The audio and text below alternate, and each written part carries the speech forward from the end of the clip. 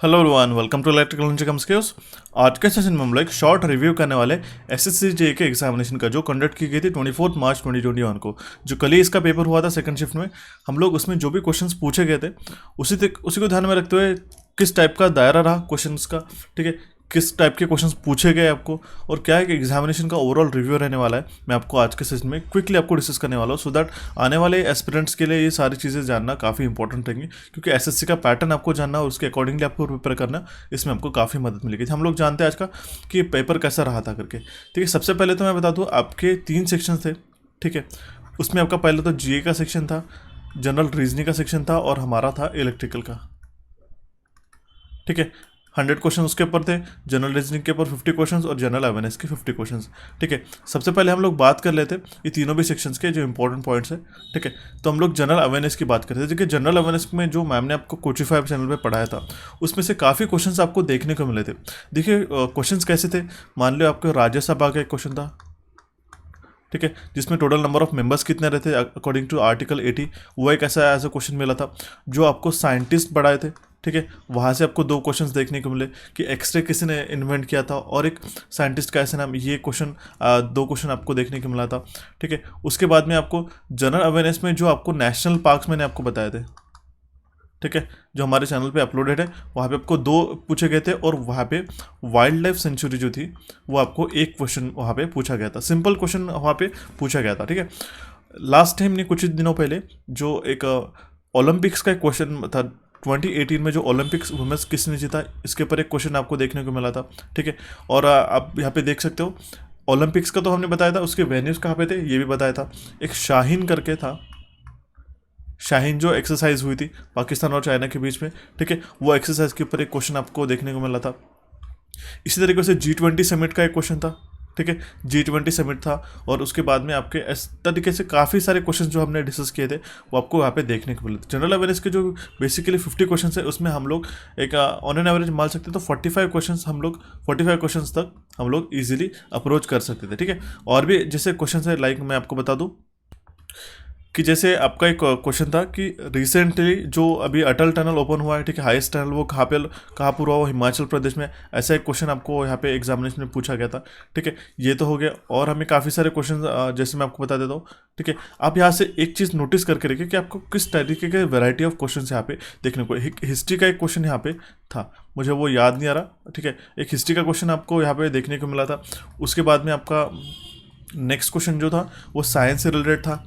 ठीक है, तो सेम हमने क्वेश्चन बताया था 1 क्वेश्चन जो विटामिन सी था, उसके ऊपर एक क्वेश्चन था जो सिट्रस फूड रहता है, ठीक है, उसमें फ्रूट्स रहते हैं, उसमें विटामिन सी रहता है, ये आपको वहाँ पे क्वेश्चन देखने को मिला था। ठीक है, नेक्स्ट जो हमने उसी दिन सेम क्वेश्चन कराया था कि एनीमोमीटर जो था, ठीक है, एनीमोमीटर किसके लिए यूज़ होता है, ये ऐसा एक क्वेश्चन वहाँ पे देखने को मिला था। ठीक है, ये जो 3 सेक्शन ओके, और 2 से 3 क्वेश्चन जो थे आपके करंट अफेयर से रिलेटेड थे। ठीक है, अभी भी रिसेंटली करंट अफेयर एक ऐसा क्वेश्चन था कि सेरीकल्चर हम लोग किसको कहते थे, कि एक्सट्रैक्शन ऑफ सिल्क को हम लोग कहते हैं। ठीक है, एक्सट्रैक्शन ऑफ सिल्क को हम लोग कहते हैं सेरीकल्चर, ऐसा एक वहाँ पे क्वेश्चन देखने को मिला था। जो रिवॉल्यूशन था, जैसे मैम ने आपको पढ़ाया था, वो रिवॉल्यूशन के ऊपर एक क्वेश्चन आपको देखने को मिला था। इस तरीके के जो जनरल अवेयरनेस के काफ़ी मिक्स क्वेश्चन थे जो काफ़ी सारे डुएबल थे। अगर आपने हमारे रिसेंट सेशन अगर आपने देखे रहे थे तो इसमें से आपने 30+ क्वेश्चन ईजिली अटेम्प्ट कर दिए रहे थे। ठीक है, काफ़ी सिंपल से उन्होंने अप्रोच किया था, बट लेकिन कुछ क्वेश्चन थे वो थोड़े से डिफिकल्ट थे। ठीक है, साइंस रिलेटेड, साइंटिस्ट रिलेटेड जो भी आपको हमने काफ़ी बार रेफर किया कि ये सारी चीज़ें आपको पढ़नी चाहिए। जिस तरीके से हमने आपके लिए पेपर सेट किया था जनरल अवेयरनेस का, ठीक है, उसी तरीके से क्वेश्चंस आपको एग्जामिनेशन में देखने को मिले। ये तो हो गया हमारी बात जनरल अवेयरनेस की। अगर आप भी कुछ रिकॉल कर सकते हो तो आप यहाँ पे कमेंट बॉक्स में कमेंट करते हो चलेगा, ठीक है, सो दैट बाकी स्टूडेंट्स को भी इसकी हेल्प हो। अभी हम लोग जनरल रीजनिंग की बात करते हैं। देखिए, जनरल रीजनिंग में क्या था, ठीक है, जनरल रीजनिंग में जो 50 क्वेश्चन हमने उसी दिन डाले थे, ठीक है, एज इट इज़ जो मैम ने आपको पढ़ाया था हमारे कोचिफाई चैनल पे 50 क्वेश्चन पे, उस पर as it is same pattern आपको एग्जामिनेशन पे देखने को मिला, कुछ भी डिफरेंस नहीं था उसमें। अगर हम लोग बात करते तो जो आपको एम्बेडेड फिगर करके था, एम्बेडेड फिगर के काफ़ी 3 से 4 क्वेश्चन हमें देखने को मिले थे। ठीक है, उसके बाद में अल्फा न्यूमेरिक सीरीज जो थी उसके ऊपर देखने को मिले थे। 2 से 3 क्वेश्चन आपको जो थे वो सिलॉइज्म के थे, ठीक है, सिलॉक्स के थे उसके ऊपर क्वेश्चन। और आप यहाँ पे देख पा रहे होंगे 2 से 3 क्वेश्चन जो थे वो सिटिंग अरेंजमेंट के थे। ठीक है, सिटिंग अरेंजमेंट का था। एक क्वेश्चन आपको ऐसा था, ठीक है, कि एवरेज आपको निकालना था, जैसे कि 14 स्टूडेंट है, 14 लोगों की फैमिली है, 14 लोगों की फैमिली है, जिसका एवरेज एज अगर 30 है, एक बेबी अगर बॉर्न होता है, ठीक है, तो आपको 4 साल के बाद कितना उसका एवरेज रहेगा, एवरेज एज रहेगा, वो आपको ऐसा क्वेश्चन पूछा गया था। ठीक है, इस तरीके से आपको क्वेश्चन पूछे गए थे। एम्बेडेड फिगर्स के 3 से 4 क्वेश्चन हो गए। ब्लड रिलेशन का भी क्वेश्चन आपको, ब्लड रिलेशन का भी आपको क्वेश्चन, 2 क्वेश्चन आपको एग्जामिनेशन में देखने को मिला। हालांकि वेरी कर सकता है ±1, बट लेकिन 2 क्वेश्चन तो मिनिमम वहाँ पे पूछे गए थे। ठीक है, 2 से 3 क्वेश्चन सिटिंग अरेंजमेंट कौन सी थी, सर्कुलर थी। सिलॉइज्म काफ़ी इजी पूछा था, जो हमने प्रीवियसली कुछ ही दिनों पहले आपको बताया था जनरल रीजनिंग का, जनरल इंटेलिजेंस और रीजनिंग के same as it is pattern आपको एग्जामिनेशन में देखने को मिला था। ठीक है, उसमें आप काफ़ी अच्छे तरीके से स्कोर कर सकते हो। नंबर सीरीज के ऊपर क्वेश्चन था, एक अल्टरनेट नंबर सीरीज का एक क्वेश्चन था। इस तरीके से आपको जो जनरल रीजनिंग का अगर आपको पेपर एनालाइज करना होगा, ठीक है, तो जो हमने एज इट इज 50 क्वेश्चन कर रहे थे, उस पैटर्न के अलावा कोई भी आपको दूसरा पैटर्न देखने को नहीं मिला था, क्योंकि जो हमने वहाँ पे कराए थे, जैसे अगर मान लो AX ZY Q को अगर हम लोग कोड करते चेंज जैसा, तो अगर BCQY को कौन सा चेंज होगा कोड, इस तरीके के जो एनालॉजी से बेस्ड क्वेश्चन रहते हैं। ठीक है, आपको जनरल रीजनिंग में, इंटेलिजेंस में आपको कुछ जो रिलेशन बेस्ड क्वेश्चन रहते हैं, ठीक है, एनालॉजी बेस्ड रिलेशन रहता है, उसमें आपको करेंसी बेस्ड और आपको उसमें कैपिटल बेस्ड भी क्वेश्चन आपको एग्जामिनेशन में देखने को मिले। इसी तरीके से जनरल रीजनिंग का पेपर हम लोग मान सकते हैं कि काफ़ी इजी था। ठीक है, आप इसमें से डुएबल थे, 1 या 2 क्वेश्चन अगर आप छोड़ते हो तो कुछ मैट्रिक्स के वगैरह क्वेश्चन थे, उस पर आप अगर टाइम स्पेंड नहीं करते होते तो बाकी जो क्वेश्चन थे वो आपके डुएबल थे। और आपका फोल्डिंग फिगर वाला क्वेश्चन था, जो आपको पता ही होगा, इस तरीके से आपको क्यूब दिया रहता है। ठीक है, और आपको यहाँ पे बताना रहता है कि 1 2 3 4 और 5 6, तो यहाँ पे 6 के अपोजिट कौन सा यहाँ पे डिजिट आएगा अगर इस क्यूब को हम लोग कंप्लीट करते। ठीक है, इस तरीके से आपको यहाँ पे जनरल रीजनिंग के 50 क्वेश्चंस देखने को मिले थे। काफ़ी इंपॉर्टेंट है, देखिए ये जानना आपको कि ये जो हमारा 50 क्वेश्चंस है एज इट इज़ आपको यहाँ पे देखने को मिले थे, जैसे हमने पढ़ाया था। ठीक है, ये तो हो गया अभी हमारी जनरल रीजनिंग की बात। ठीक है, यहाँ पे आपने समझ लिया कि जो जनरल अवेयरनेस के किस तरीके से एग्जामिनेशन का पैटर्न आता है। 100% उन्होंने सारे टॉपिक्स को कवर करने की कोशिश की। हिस्ट्री जैसे साइंस हो गया, ठीक है, और like national parks, wild life sanctuaries, ठीक है, स्टैटिक का जो पोर्शन है वो उन्होंने सारा कवर अप करने का कोशिश किया। ठीक है, अभी हम लोग हमारे नेक्स्ट इस पे रीजनिंग इलेक्ट्रिकल का जो पॉइंट है वो हम लोग वो सारे क्वेश्चंस देखने को मिलते हैं, हम लोग उसको डिस्कस करते हैं। देखिए काफ़ी इंपॉर्टेंट है ये सारी चीज़ें जानना। मैं बता दूं, अगर एक स्टूडेंट ने हमारे जो 2 से 3 महीने पहले जो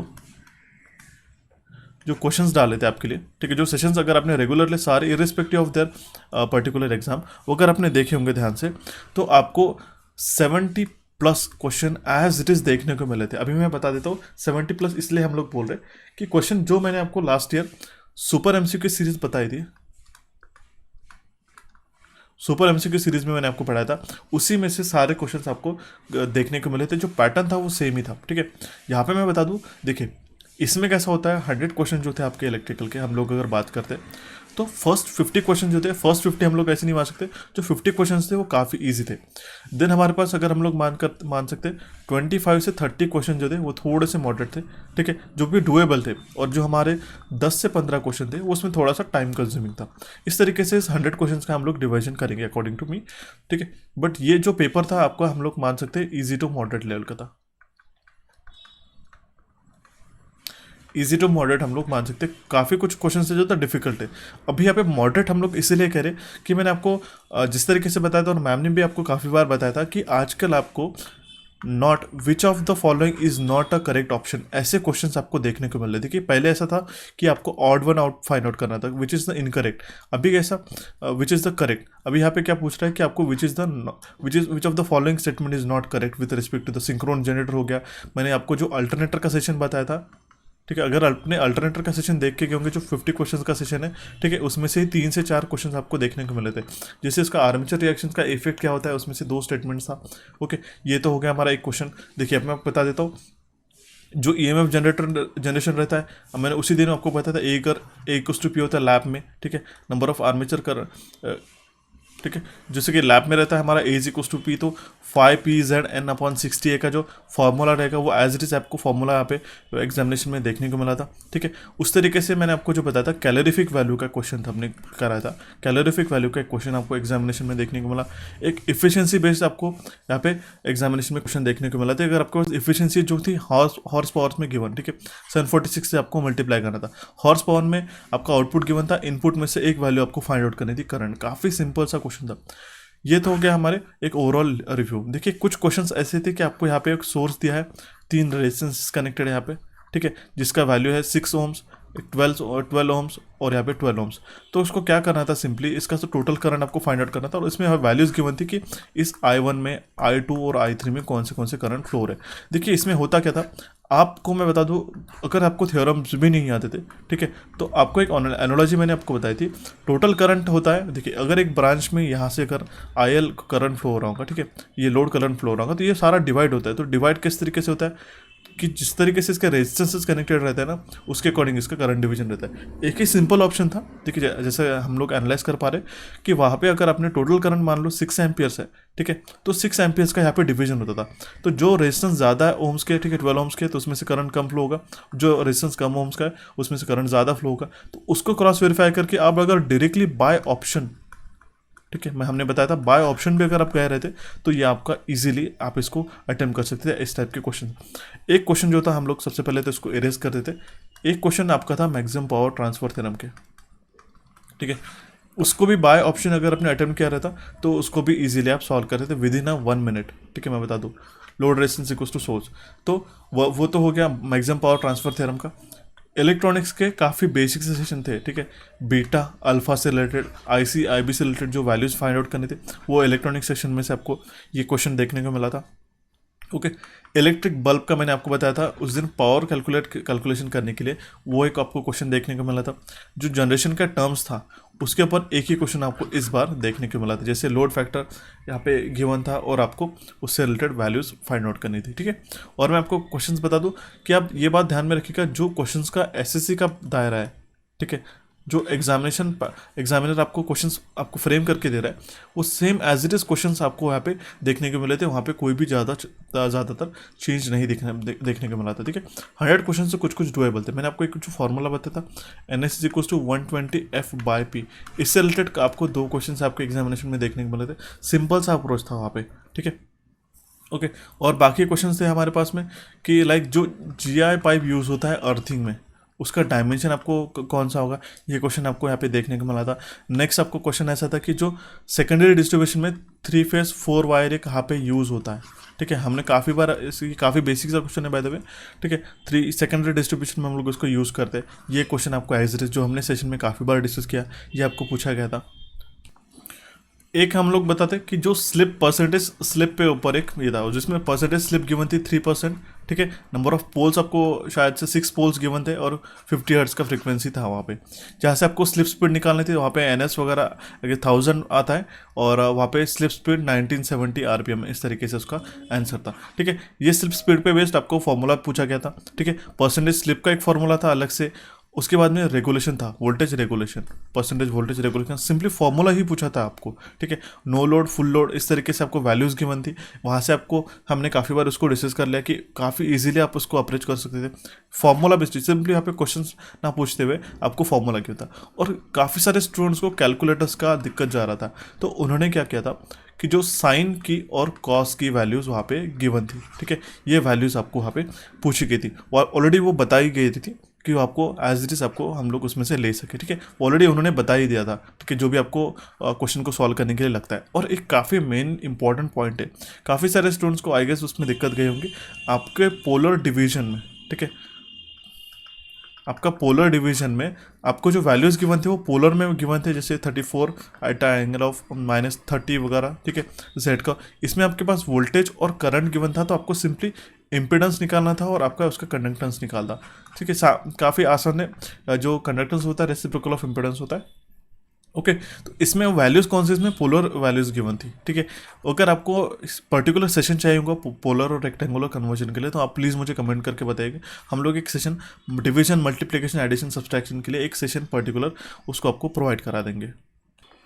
ओके, रेक्टेंगुलर और पोलर कन्वर्जन का एक क्वेश्चन वहाँ पे आपको देखने को मिला था, काफ़ी इंपॉर्टेंट था। उससे सिंपली आप बाय ऑप्शन भी अगर आप देखते थे तो एक का जो अगर आपको डिवीजन करते हैं तो हम लोग माइनस करते हैं, ये सारी चीज़ें अगर आपको इजीली पता थी तो ये क्वेश्चन आपको यहाँ पे देखने को मिला था। और उसके बाद में उसके एक क्वेश्चन ऐसा था उसी के बेस के आपको वहाँ पे रेक्टेंगुलर में वैल्यूज़ गिवन थी। ये हो गए 2 क्वेश्चन इस रेक्टेंगुलर पोलर कन्वर्जन के बेस, सिंपल था। 4 से 5 क्वेश्चन हम लोग मान सकते हैं। एक जो था क्वेश्चन आपको वोल्टेज डिपेंडेंट करंट कंट्रोल्ड, मैंने आपको बताया था करंट डिपेंडेंट करंट सोर्स, ठीक है, वोल्टेज डिपेंडेंट करंट सोर्स, इस सोर्सेज के ऊपर था। डिफरेंट डिफरेंट जो 4 सोर्सेज रहे थे और जो आपको यहाँ पे सर्किट्स गिवन थे, ठीक है, वो उसी के बेस थे, ठीक है। जो आपको वैल्यूज गिवन थी वो करंट, एक तो वो वोल्टेज डिपेंडेंट करंट सोर्स था या फिर करंट डिपेंडेंट वोल्टेज सोर्स, इस तरीके से आपको वैल्यूज पूछे गए थे। एक सिंपल क्वेश्चन केसीएल लॉ पे ऊपर था। काफ़ी बार मैंने आपको बताया था, इस बार उन्होंने इस तरीके से डायग्राम ना बताते हुए, ठीक है, मान लो यहाँ पे I1 करंट फ्लो हो रहा है, ये I3 आउट गोइंग करंट है, ये I1, ये I2 है और ये I4 हमारा आउट गोइंग करंट है। तो यहाँ पे इस नोड पे जो है, नोड ए पे जो है करंट फ्लो हो रहा है वो I1 और I2 हो रहा है, ठीक है। तो दैट मीन्स ये I1 प्लस I2 अगर हम लोग करते हैं, यहाँ पे इस तरीके से ऑप्शन ऐसे गिवन थे, इसमें से कौन सा स्टेट, और वहाँ पे उन्होंने क्या बताया था कि लाइक अगर ये I1 I2 I3 ये करंट अगर इनकमिंग है और I3 एंड I5 हमारे आउट गोइंग है, तो इसमें से कौन सा statement according to the KCL law true होगा। तो सिंपल सा था, जैसे अगर हम लोग इसी एग्जांपल को जैसे हमने पढ़ाया था I1 प्लस I2 अगर हम लोग करते तो इसमें से I1 प्लस I2 और ये लिविंग कौन है, कौन से करंट से, I3 और I4 है, ठीक है, इज इक्वल टू 0। ये ऑप्शन बाय ऑप्शन से अगर आप इजीली इसको सॉल्व कर सकते थे। काफ़ी सिंपल सा वहाँ पे उन्होंने ये क्वेश्चन पूछा था, ठीक है, सिंपल केसीएल लॉ के ऊपर था, ठीक है।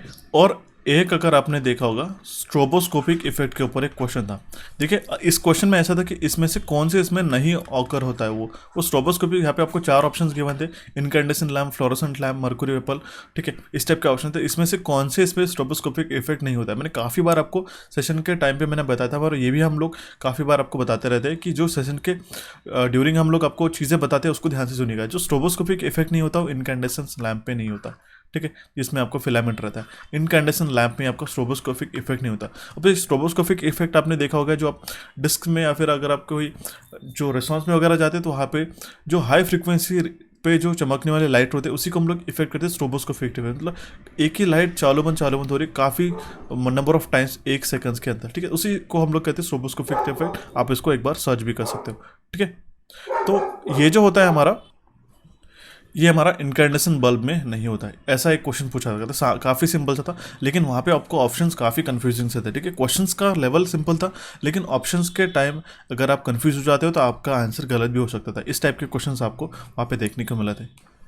उस दिन मैंने आपको एक सेशन में हमारे बताया था आपको कि जो एक ये रहता है लाइक AC वोल्टेज ट्रांसमिशन के और DC वोल्टेज ट्रांसमिशन के एडवांटेजेस और डिसएडवांटेजेस, उसके ऊपर आपको एक question as it is simple पूछा गया था, ठीक है। शायद वो हो सकता है कि वो जो DC के जो लाइक एडवांटेजेस है वो नहीं हो सकते। दैट मीन्स कौन सा इसका DC का एडवांटेज है या फिर कौन सा इसका AC का एडवांटेज नहीं है, इस टाइप का क्वेश्चन आपको देखने को मिला था। हमने काफ़ी बार बताया था हाई वोल्टेज ट्रांसमिशन का के लिए ड्रॉबैक भी थे, और मैंने आपको बताया था हाई वोल्टेज AC ट्रांसमिशन में ड्रॉबैक ऐसा था, और वही आई गेस क्वेश्चन था कि वहाँ पे स्विच गियर, ठीक है, और आपको जो ट्रांसफार्मर की जो ज़रूरत रहती है उसकी कॉस्ट कम रहती है या ज़्यादा रहती है, तो कम रहती है तो वो हमारा ऑप्शन इनकरेक्ट हो जाता है। इस तरीके का यहाँ पे आपको एक क्वेश्चन देखने को मिला था, ठीक है। एक जो क्वेश्चन आपको था वो था कैपेसिटर रन मोटर की जो कैरेक्टरिस्टिक्स गिवन थी, ठीक है, उसके ऊपर एक आपको क्वेश्चन देखने को मिला था। कैरेक्टरिस्टिक्स भी आपको ध्यान से पढ़नी होगी, जो भी एस्पिरेंट्स अभी आने वाले एग्जामिनेशन के लिए टारगेट कर रहे होंगे इस साल के लिए, तो ये सारा सेशन आपको अच्छी तरीके से देखना होगा। काफ़ी इंपॉर्टेंट एनालिसिस मैं आपको बताता हूँ, ठीक है। हालांकि हम लोग उसके लिए सेपरेट सीरीज तो स्टार्ट कर ही देंगे, बट ये चीज़ ध्यान में रखिएगा, आपको जो कैरेक्टरिस्टिक्स है वो आपको पढ़नी होगी। अगर आपका मान लो जो ट्रेन्स में सर्विसेज रहती है, ठीक है, हाई क्विकली आपको एक्सेलेरेशन करना रहता है, ठीक है, उसके लिए जो रिक्वायरमेंट रहती है उसमें से हम लोग कौन सा मोटर यूज़ करते हैं वो था। एक हिस्टेरिसिस मोटर का जो कंस्ट्रक्शन रहता है रोटर का, उसमें वो रोटर में कौन सा ऐसा मटेरियल यूज़ किया जाता है या फिर उस मटेरियल के कारण क्या लॉस होता है नहीं होता है, ये आपको क्वेश्चन देखने को मिला था। इसमें से कौन सा स्टेटमेंट ट्रू है नहीं ट्रू है, आपको 2 बेसिक क्वेश्चन देके आपको यहाँ पे स्टेटमेंट देके वो क्वेश्चन पूछा गया था, ठीक है। एक क्वेश्चन ऐसा था कि आपको वहाँ पे पूछा गया था इसमें से कौन सा इंसुलेटर नहीं है, ठीक है, तो वहाँ पे ऑप्शन में था आपका गोल्ड, तो गोल्ड इंसुलेटर है, गोल्ड हमारा कंडक्टर है, ठीक है। काफ़ी सिंपल है। जैसे बाकी ऑप्शन है जैसे कि रबर हो गया, ओके, और डायमंड, ये तो आपको पता ही होगा कि दीज आर इंसुलेटर्स। एक क्वेश्चन जो था हमने आपको बताया था एनालॉजी के ऊपर था, ठीक है, एनालॉजी बिटवीन मैग्नेटिक और इलेक्ट्रिक सर्किट। मैंने काफ़ी बार आपको अच्छी तरीके से समझाया उसको। रेजिस्टेंस में अगर आपके पास रेजिस्टिविटी है तो यहाँ पे मैग्नेटिक सर्किट में क्या होता है, रिलेक्टिविटी। ये सेम आपको क्वेश्चन यहाँ पे देखने को मिला था, ठीक है। परमेबिलिटी, परमियंस, ठीक है। यहाँ पे अगर करंट फ्लो होता है तो यहाँ पे फ्लक्सेस फ्लो होते हैं। इस तरीके से मैंने आपको बताया था ईएमएफ, एमएफ, जो एनालॉजी के बेस्ट हमने आपको, हमारा एक एवरग्रीन सेशन है हमारे चैनल पे, उसमें से एक क्वेश्चन आपको एज इट इज देखने को मिला था, ठीक है। एक क्वेश्चन मैंने आपको लास्ट टाइम में बताया था कि आपको जो टर्मिनल्स रहते हैं, ठीक है, वो आपको अच्छी तरीके से ध्यान में रखना होगा, ठीक है। एक ऐसा क्वेश्चन था आपको कि इसमें से कौन सा ऐसा रिलेट नहीं करता एक नॉर्मल डायोड के लिए, तो वहाँ पे था आपका एनोड ऑप्शन में, कैथोड था, डिप्लेशन रीजन और गेट। तो आपको बताओगा जो गेट है हमारा वो टर्मिनल नहीं रहता इस यहाँ पे, आप एनोड कैथोड रहता है, ठीक है। ये नॉर्मल डायोड में हमारा गेट टर्मिनल नहीं रहता, ध्यान में रखिएगा। वो रहता है हमारे SCR में, ठीक है। ये जो गेट टर्मिनल रहता है हमारा SCR में। इसलिए आपको इस बेसिक से अच्छी तरीके से देखिए मैं आपको बता दूँ, जो अगर अपने कॉन्सेप्ट्स क्लियर होंगे तो पेपर काफ़ी आप इजीली अटैम्प्ट कर पाओगे, ठीक है। अगर अपने रटी रटाई चीज़ें पढ़ के गए होंगे तो आपको वो क्वेश्चन नहीं अटैम्प्ट करने थे, क्योंकि उन्होंने क्वेश्चन ही ऐसे पूछे थे। देखिए यहाँ पे टर्मिनल्स पूछ लिए काफ़ी बार, इसलिए अगर आपके कॉन्सेप्ट डिटेल में क्लियर है तो आप इजीली इस पेपर को अटेम्प्ट कर सकते थे, ठीक है। ओके तो और अब काफ़ी सारे क्वेश्चंस हमें ऐसे देखने को मिले थे, जैसे मैंने आपको टू वाट मीटर मेथड बताई थी, ठीक है। हमारे ऑलरेडी टेलीग्राम चैनल पे मैंने एक पेज है आपको अपलोड करा दिया। अगर आपका पावर फैक्टर 0.5 से होता है, 0 से लेकर 0.5 होता है, तो कौन सा वाट मीटर हमारा नेगेटिव रीड करता है, यह कल हमें क्वेश्चन देखने को मिला था, ठीक है। अगर दोनों, और एक क्वेश्चन एज इट इज़ ऐसा था कि अगर 2 वाट मीटर मेथड से अगर हमारे पास 3000 और 1500 वाट हमारा दिखा रहे तो टोटल एडिशन कितना होगा, तो वैसा आपको वहाँ पे क्वेश्चन देखने को मिला था। 2 वाट मीटर मेथड से मैंने आपको काफ़ी बार एक या दो क्वेश्चन हमने हर सेशन में डिस्कस किए, और इसका PDF, इसका जो इमेज भी है मैंने ऑलरेडी हमारे टेलीग्राम चैनल पे अपलोड करा दिया है। कुछ क्वेश्चंस आपको ऐसे देखने को मिले थे। एक जो लास्ट इसमें क्वेश्चन था आपका एम्पियर सर्किटल लॉ पे आपको क्वेश्चन पूछा गया था। बायोट सावर्ट्स लॉ, जो हमने आपको काफ़ी चीज़ें अच्छी तरीके से आपको बताई थी, जो लॉज है आपको अच्छी तरीके से पढ़ने होंगे करके, उस Biot Savart law, ampere circuital law का एक क्वेश्चन पूछा गया था वहाँ पे, ठीक है। ये सारे क्वेश्चंस आपको वहाँ पे देखने को मिले थे। हम जैसे हम लोग हाइड्रो स्टेशन में भी अगर हम लोग बात करते थे, इसमें स्पिलवेज रहता है या नहीं रहता है, ये आपको बेसिक क्वेश्चंस आपको वहाँ पे देखने को मिले थे। तो ये था हमारा आज का analysis of SSC JEE previous year question paper. That means अभी प्रीवियस ईयर हम लोग नहीं बोल सकते, प्रीवियस डे का ही क्वेश्चन पेपर था। 24 मार्च का पेपर था, हमने डिस्कस किया सेकंड शिफ्ट का। इस तरीके से अगर आपको बाकी भी क्वेश्चन याद आ रहे होंगे तो हमें कमेंट बॉक्स में कमेंट करते चलेगा। देखिए मैं बता दूँ, जैसे इसका आंसर की रिलीज होता है, ठीक है, उसी तरीके से हम लोग उसका जो पेपर है डिटेल में सॉल्व कर लेंगे, ठीक है।